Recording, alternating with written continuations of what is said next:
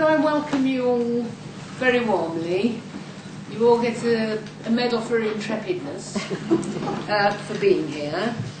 For the House of Commons launch of this very important report. This is our second report, and the theme of this is the absolute threat to agriculture and food production in the Philippines. If the mining plans that are there, I mean, they're destructive environmentally and in all sorts of other ways, but a land that of great beauty and unique environmental heritage value used to export rice and is now importing it and had great difficulty getting enough last year. And if these plans were to go ahead, quite apart from all the long-term destruction of the lands and for its people, its agricultural productivity would be grossly damaged. Mining now is zooming and taking its place as the biggest environmental threat to all of the Philippines.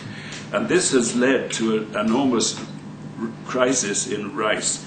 Filipino rice farmers are among the best in the world. They're very productive, very efficient, and can produce rice at lower cost than many others.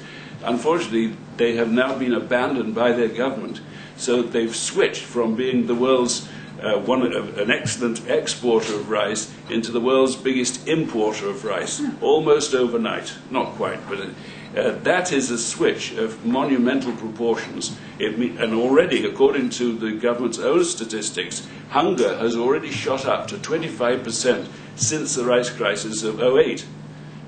That is really devastating to any country in the world, particularly to a poor country like the Philippines. I am an indigenous person from the Cordillera region in the Philippines, and they didn't cover the Cordillera, and I think that's right because the biggest problems that we face with mining now is really in the south. I come from the north. I was in the Philippines when the first report was launched, and indeed it has helped a lot in strengthening the campaign against mining and of course the indigenous people's movement in the country.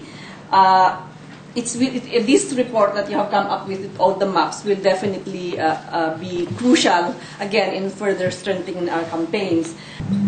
This is the man. Picture after this, if you're put off by terrible pictures, turn away.